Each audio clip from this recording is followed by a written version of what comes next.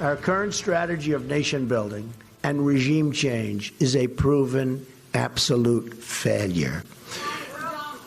We have created the vacuums that allow terrorism to grow and thrive.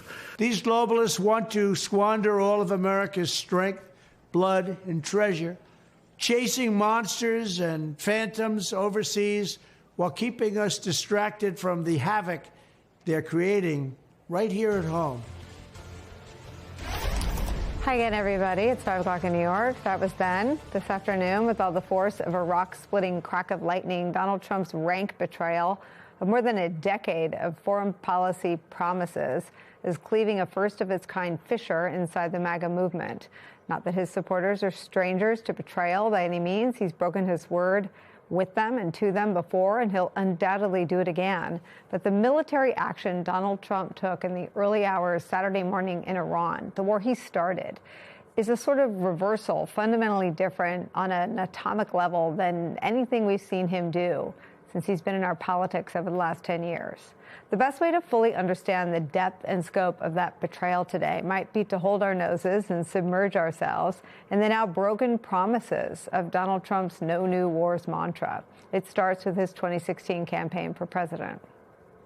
You can't fight two wars at one time. If you listen to him and you listen to some of the folks that I've been listening to, that's why we've been in the Middle East for 15 years and we haven't won anything. We've spent $5 trillion in the Middle East because of thinking like that. In the Trump administration, our actions in the Middle East will be tempered by realism. The current strategy of toppling regimes with no plan for what to do the day after only produces power vacuums that are filled simply by terrorists. Gradual reform, not sudden and radical change, should be our guiding objective in that region. You don't say. In 2016, and then again in 2020, and then again in 2024, Donald Trump tapped into a fatigue on the part of the American people, in both political parties, to be honest.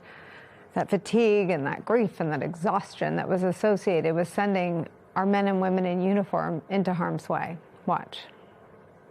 We had no wars. They said, you will start a war. I'm not going to start a war. I'm going to stop wars. I was the only president in modern history who did not have any new wars, no new wars. Under Trump, we will have no more wars, no more disruptions, and we will have prosperity and peace for all. At the time, it was Trump's advisor, Stephen Miller, who described the campaign of Kamala Harris like this, as a, quote, warmongering neocons who love sending your kids to die for wars they would never fight themselves, end quote. It's a sentiment that rhymes, so to speak, with a number of other top Trump figures who might not be in government at all had they not shared that worldview with Donald Trump.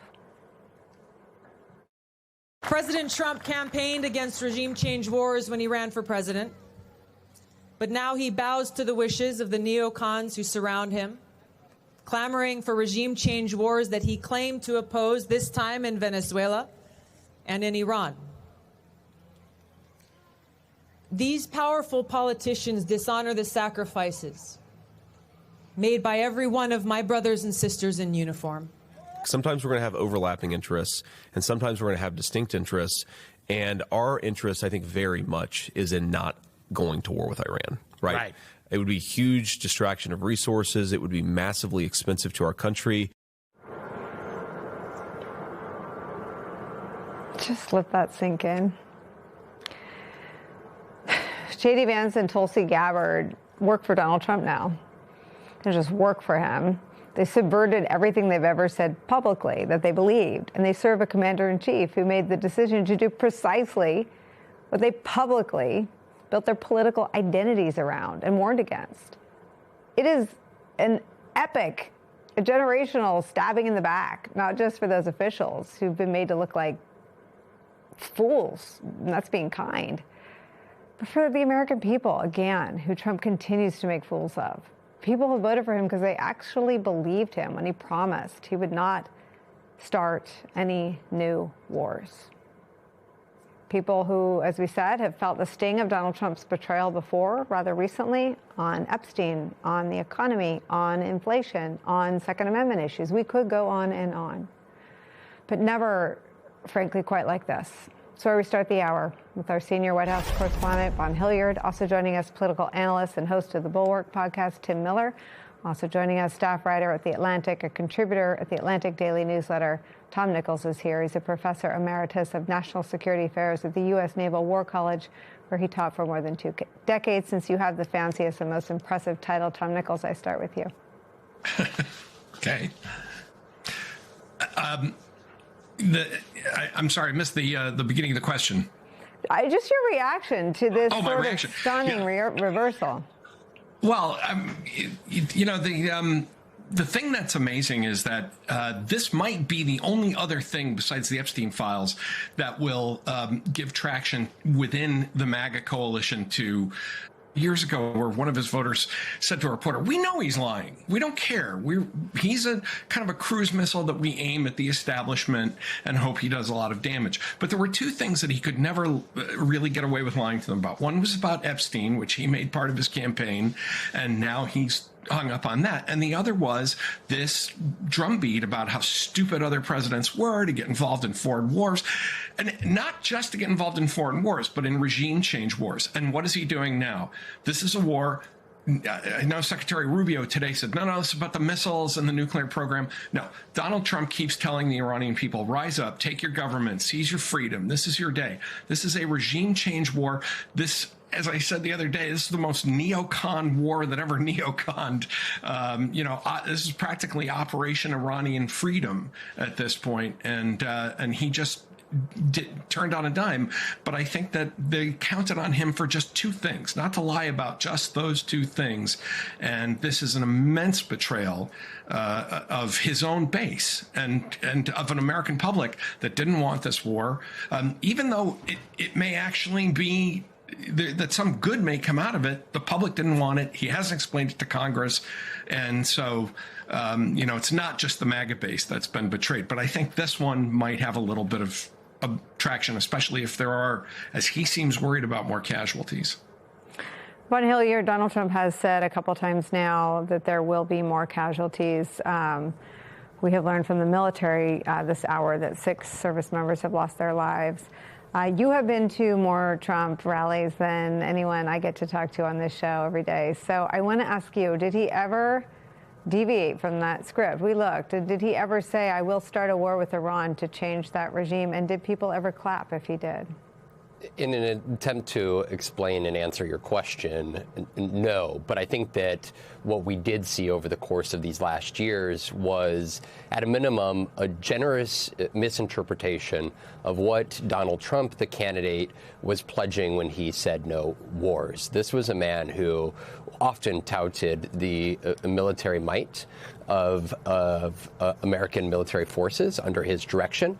He called stupid generals ones that he fired and replaced them with individuals that he said would represent the ethos of what America should be.